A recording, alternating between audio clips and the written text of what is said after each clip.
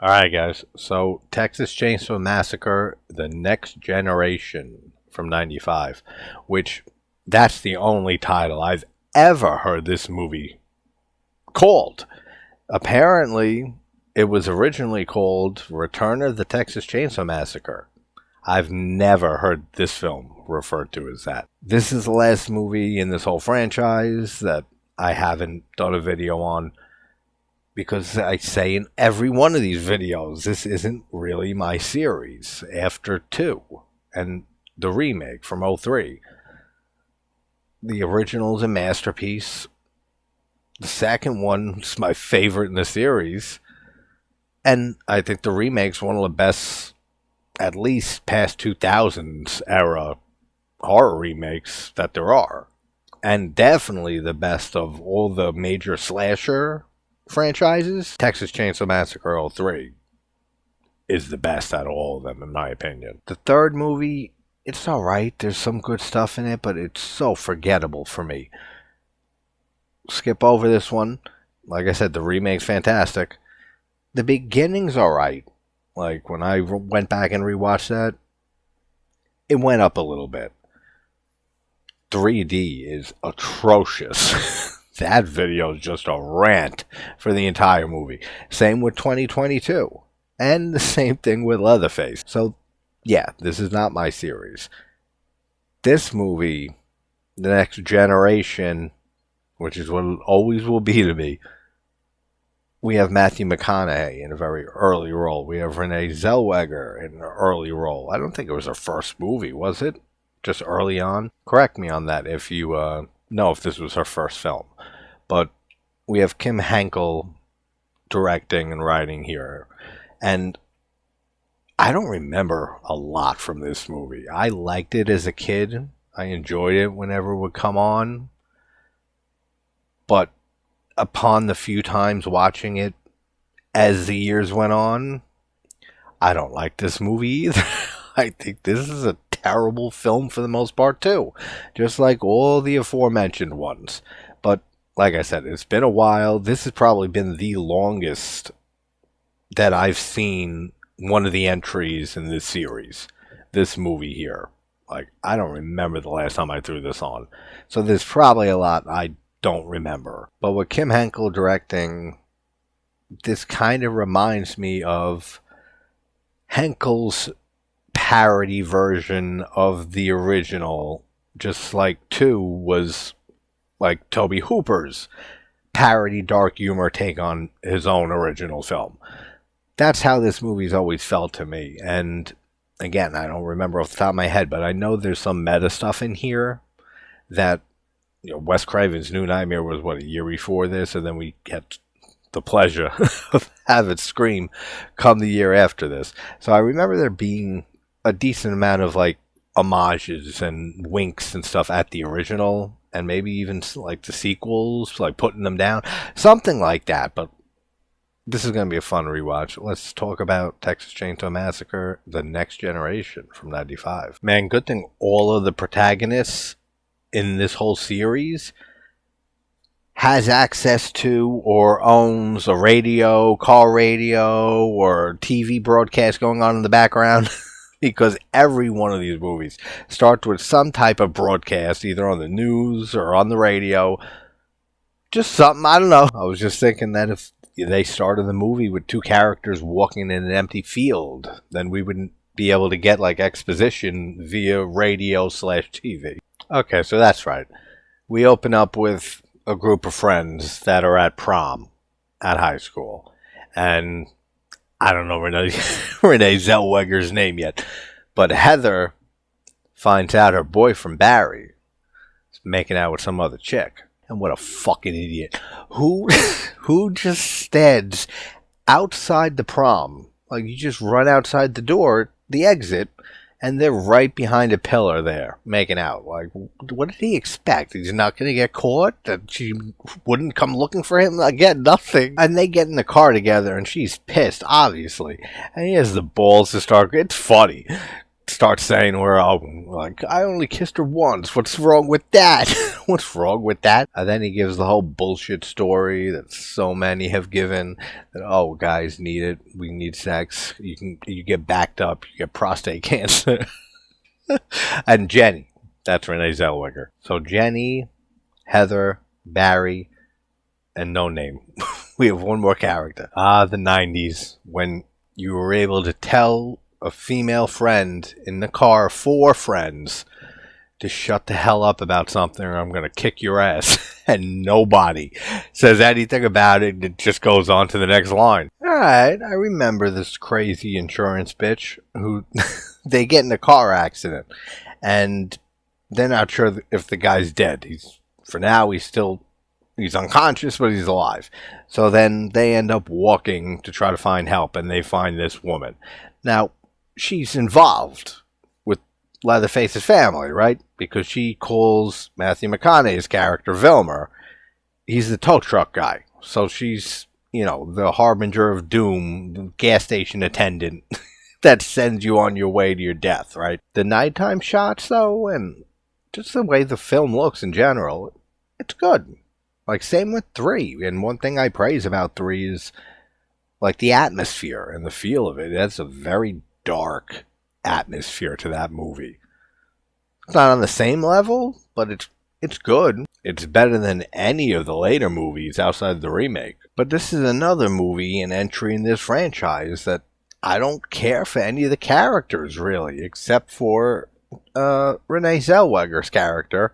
I like how witty she is. I like how in the car earlier she kept, like, saying exactly what Barry was trying to do, and he's, like, gaslighting and lying to his girlfriend. And she says, oh, he's just trying to change the subject, and says, you can't get cancer from not having sex. Like, just not a buzzkill. That's not what I'm looking for. But the way, like, she points out the bullshit from him. I can't stand his character, though. I really don't care for Heather either. Sean, that's the other dude. They left him behind with this passed out guy they crashed into. He said like maybe 10 words like 20 minutes into this movie, so I can't talk about him either. None of the characters are interesting in this, and like I said, even though I do like Jenny, it's not enough. And a lot of it does have to do with it just being Renee Zellweger, who I really do adore. I'm telling you, probably 5-point-something% of this movie are just maybe the same exact shots of the moon in the sky. But the guy from the last movie, from Leatherface, Texas Chainsaw Massacre 3, I forget who, the cowboy guy who's, the psycho. This is another thing with this franchise that I don't like. I'm big on continuity. There's no continuity through any of this. Like, none. There's always new family members. Where'd they come from? Why are they here? In direct sequels to the original, they add 11 fucking members of the family. Maybe not that many, but they do. I don't get it, and I don't like it. So, these are all new people here. But the guy in the last movie, the cowboy, for lack of his name, he did alright, and yeah, a lot of it is because it's Matthew McConaughey. He does great in this.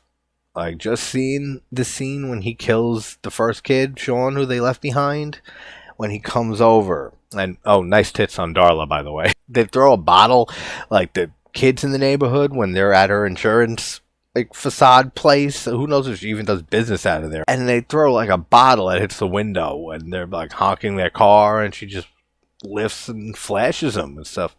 Had to mention it was nice. And they end up leaving the insurance place, and Matthew McConaughey, Vilmer, it's gonna be Matthew McConaughey for most of this video, shows up to where Sean is.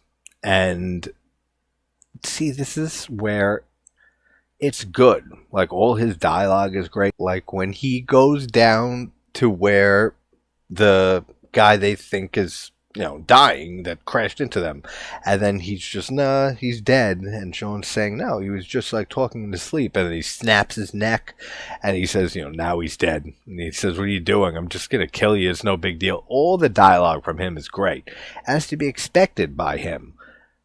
I wonder how he feels about this movie. Or like, when's the last time that Matthew McConaughey spoke out on his feelings for this film, looking back? Because he doesn't have like an aversion to horror, because he did Frailty, like, 5 years later, 6 years later. And I love that movie too. And if you do, you're in luck, because there's a video I did on it a while back.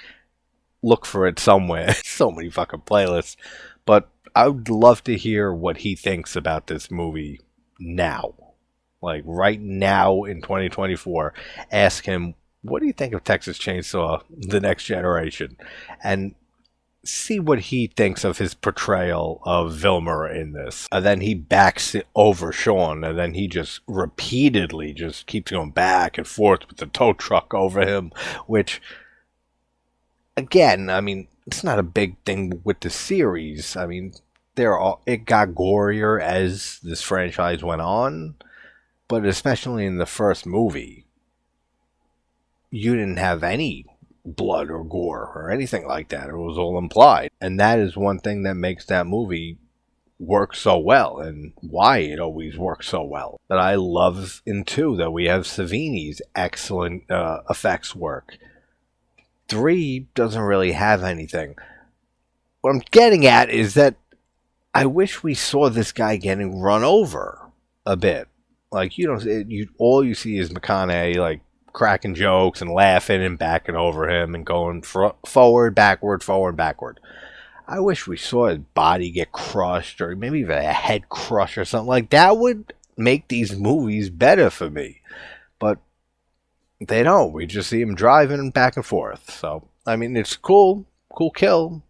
Has nothing to do with a chainsaw. But the other 3 end up walking back, and they're trying to wave down a truck for a ride, passes them on by, and they end up following it. And Jenny's the only one that's concerned, and she's the smart one here, saying, like, we could get arrested for trespassing. Not the arresting part, but just the fact that you're trespassing in Texas. So, I mean, that's something you don't want to do. You know something people don't bring up often in these movies?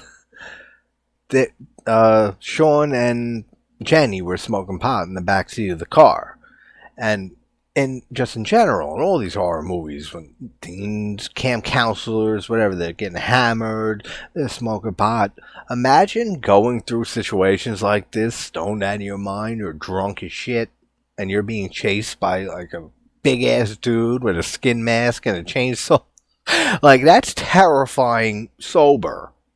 Imagine being in like the mind state of some of these teenagers and young adults in these slasher films that are going through this intoxicated. That's got to be even more terrifying. I would just drop dead from panic. Alright, now I get it. I said before, this is like a horror comedy or a parody almost of the original. When they find the farmhouse, Heather and Barry, and she sits down on like one of the chairs that rocks on the porch, like that's held from a chain. And then Leatherface creeps behind it, and she doesn't feel the pressure of a big-ass motherfucker behind her, pushing against it. And then he starts touching the crown on her head, and she just keeps fixing it, thinking, what, that the wind's blowing it? If it's meant to be humorous, it's not funny. Like, it's not. It doesn't work for me. I think that's so stupid. She doesn't realize that this, like, 300-plus pound human being worked his way behind a rocking swing, and she didn't feel the pushback or anything. All right, this is whatever. See, and this is why what I just said bothers me, even though it's ridiculous. Because then we get a very well-shot, chaotic, like in very original Texas Chainsaw Massacre fashion, scene where she finally turns around after there's a whole cut to another scene with Barry going around looking for somebody, and some old new member of the family is pointing a rifle at him. And then she finally turns around and she sees Leatherface, and he proceeds to grab her and brings her into the house, and just her screams are very authentic. The way, like I said, it's very chaotically shot. It's really good. It's a tense scene. But with that stupidity right before it, And if it was meant to be funny, like I said, like it takes away from that, and I can't take it as seriously. She gets shoved into the freezer by Leatherface. He slams it shut. If it would have went to the next scene after that, that would have been great. And a little homage to the original, with him slamming the metallic door, which is iconic. But instead, she kicks it back open. And then he has to go and push her back down and shut it again. And then he goes, and she kicks it again. He has to pick something heavy up and he has to put it on top of it. Like, I get it. It's supposed to be funny, but it takes me out of the good parts of this movie. Like, where it actually feels close to like a good Texas Chainsaw Massacre film. The humor in this movie, the dark humor, it doesn't work for me nearly anywhere as great as it does for me in Texas Chainsaw 2. And that's one big reason why I adore 2, and it's my favorite in the franchise, because of Tobe Hooper's ability to perfectly balance that dark humor with the same, not the same, but similar just chaos and depravity. And that movie is batshit insane too. So the way he balanced it, the humor with the horror, works for me just infinitely better than Henkel's attempt here at doing a similar thing. I don't like the look of Leatherface, that's fucking hard to say, in this movie at all. Like, even before he goes full drag queen. I just don't like the mask, the hair that he has, and nothing. The size of him, he's not big enough. Like, that's one thing I love about the remake, is how big and intimidating Leatherface is. I don't know, probably one of my least favorite looks of Leatherface in this whole series. And he's extra annoying in this. He's like, he hears noises and he covers his ears. He's screaming like a pussy. Like, I don't know, I just don't care for him here. Then Barry goes into the bathroom to take a piss, which if you saw this house, you would cut your dick off before you ever used a restroom in this place. But he sees a skeleton in the bathtub and says, oh shit, and freaks out. And then Leatherface immediately smacks him in the face with his, I'm guessing his hammer that he loves so dearly, just like the guy from The Loved Ones the other night. That guy is a hammer enthusiast. He gets dragged away, and then they take Heather and put her on the meat hook, which, again, you don't see anything. I mean, that's what I mean. Which, you can't just keep telling the same story over and over again, which is what they did for the first 4 films in this franchise. If the remake, yeah, I add that one to it, too. The beginning, 3D, I mean, those will at least tried something different and failed miserably, except for the beginning. But the first 4 films here are just, they feel like not even sequels. They just feel like absurd remakes of each other over and over again, just with less and less and less talented filmmaking, acting, everything, basically. So then Jenny, who is still walking around on the dark road, her flashlight, of course, is running out of light, and Vilmer ends up picking her up. Then she realizes she's in trouble, and good for her, she jumps out of that tow truck, which, I hadn't thought about this. If you're doing this, like, to victims in the, who knows, dozens, if not more than that, that nobody ever finds out about, because a lot of them are drifters, or they're not from, where they're at here, they're not from the area. You would think 101 is, that you're driving a tow truck down an unpaved dirt road. You're not going to be able to be going 50, 60 miles an hour. So you're going to be going pretty slow. First thing you do is rig the passenger door that it won't open. So you trap them inside, because anybody can get out of a car going 25, 30 miles an hour and they'll be fine. And that's exactly what she does. I mean, yeah, it doesn't last long. I feel like a lot of this movie is like 3, where it takes place just running in the darkness for like the majority of the first half of this movie, but with a tow truck.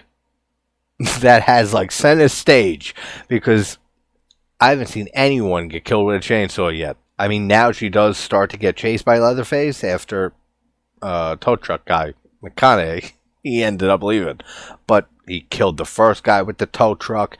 He's friggin' trying to chase her down when she gets out with the tow truck. This guy is, it should be the Texas tow truck massacre. And then here again we get a good chase sequence for a little bit with Leatherface chasing her down. But then it gets incredibly stupid that they get on the roof, and then she's climbing up the antenna, like the cable TV antenna that's holding her for some reason. And then he tries to chop it down, and she leaps onto a power line, and she's hanging on. All of that's incredibly dumb. Just like that earlier scene that had some good tension and suspense in it. Sucked right out of her from the comedy. It's the same thing here, and that's not even really comedic. That's just stupid. Yeah, so of course Darla's in on it. So after that whole chase sequence continues for a little long, Jenny ends up back at the assurance place with Darla, and she's trying to calm her down. She's saying, "You look pretty with your glasses off." And then W.E. is the guy with the rifle and shit. Now he comes in with a cattle prod, and one of the most unbelievable things to me is they've been calling this guy W.E. forever, and they never just shortened it to We. I don't know. Seems like there's a lot to say with two letters. It's not like AJ or even JT. It's like W.E. like.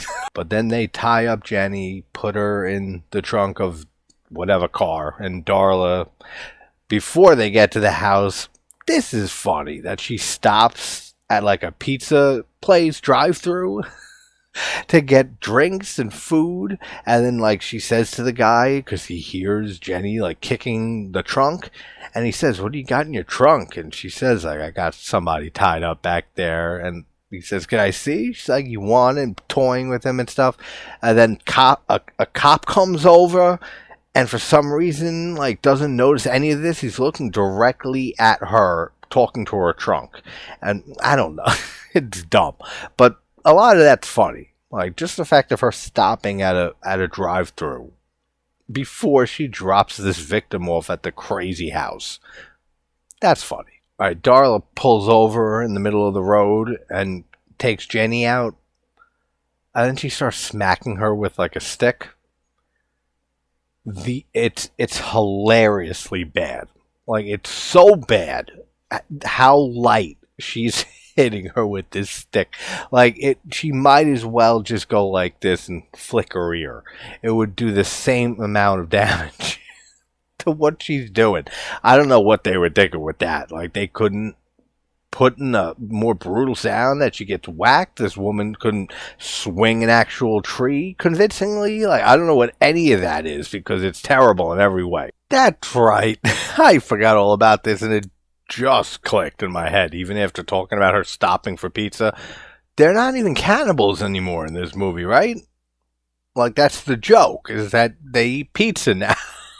That's so fucking dumb, too. If it wasn't for Renee Zellweger and Matthew McConaughey's performance in this, specifically his, I would never watch this movie again. I mean, I would still never watch this really ever again. I have no intentions on watching this film ever again. There's nothing good or new in this. The humor doesn't work for me. The horror doesn't work for me for the most part because of the humor not working for me. I don't care about any of the characters in this movie.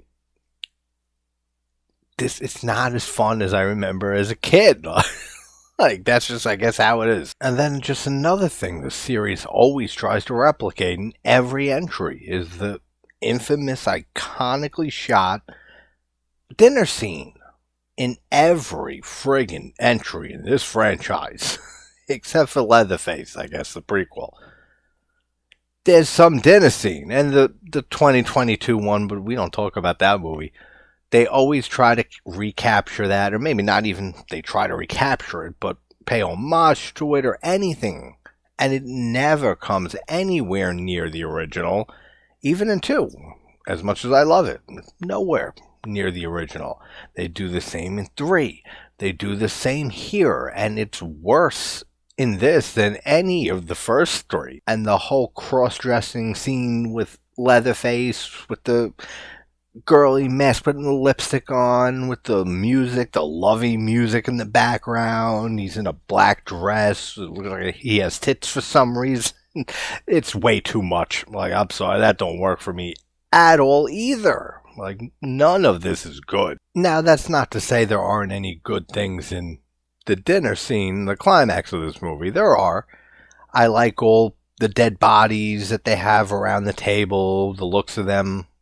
That's good. That's creepy. Matthew McConaughey going nuts and lighting Heather on fire, and then crushing her head with he has like I don't know what it is, like a mechanical boot or some shit for his leg, and crushes her skull. Again, it would be nice to see any of it, but we'd get nothing.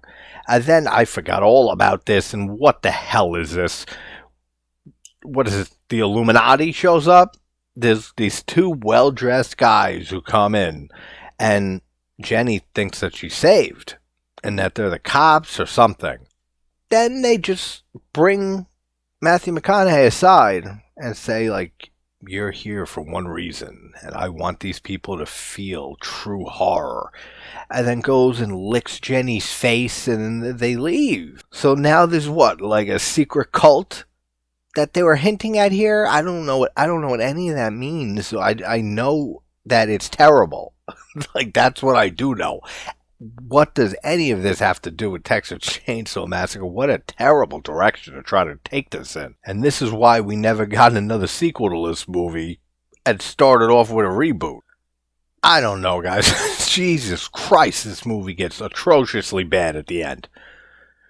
She escapes, and she starts running after she uses a remote control on his mechanical leg. And she's able to escape. It's daylight out, and then he gets in the tow truck. Leatherface is there. It's a nice little homage because she finds like an old couple on the road that are in an RV, and she gets in, and just like in the beginning of Texas Chainsaw Massacre 2, when Leatherface is, side by side with the two guys in the car, and he's trying to hit them with the chainsaw. Cool little homage there, but then they end up flipping that RV, and then Jenny gets out, she's fine, and she gets chased on foot by Vilmer and Leatherface. And then a plane comes out of nowhere and just hits Vilmer, like with the propeller, the wheel, something like that, and kills him. He falls down on the runway, wherever the hell they are, this dirt road. Where did this plane come from? Because then the shady Illuminati people show up, and Jenny gets in the car. So was that the Illuminati? Like, one of their members that was flying that plane and did that to take out Vilmer? Because why not just a sniper or just shoot him or something? Why take a pilot's life and put it in jeopardy to fly low enough to hit this guy with a wheel, a propeller blade, whatever it is, on the airplane like that? All of the ending is terrible here. This fucker has the balls to tell Jenny, sorry about all this. Like, my sincerest apologies. This was supposed to be a spiritual experience. And she accepts his apology, I guess. And she is taken to the hospital. He says, I could take you to a police station or I can take you to a hospital. She goes to the hospital. And then, I don't know what any of this means. That's Marilyn Burns, right? That there's a stretcher that gets pushed by when Jenny's sitting there talking to the orderly. And a stretcher goes by, and it's Marilyn Burns. And they look at each other, and Jenny gets so fixated on her, and and the guy's asking, like, do you know who that is? Like, hello, do you know who that is? And she's like in a trance, looking down the hallway at the stretcher being pushed down the hall with Marilyn Burns on it. That's not Sally Hardesty, right? Right? Like, how does that make any sense? This is 20 years or more after the original Texas Chainsaw Massacre. This is set in 94. They say that in this movie. So what is all of that? Is that just so random? Is that another stupid meta thing they thought would be cool? Let's throw in Marilyn Burns. But then why the whole transfixion on her from Jenny. She never met Sally Hardesty or anything. I don't know. This movie's not good. It's not fun. It's nowhere near the fun that I had with it as a child.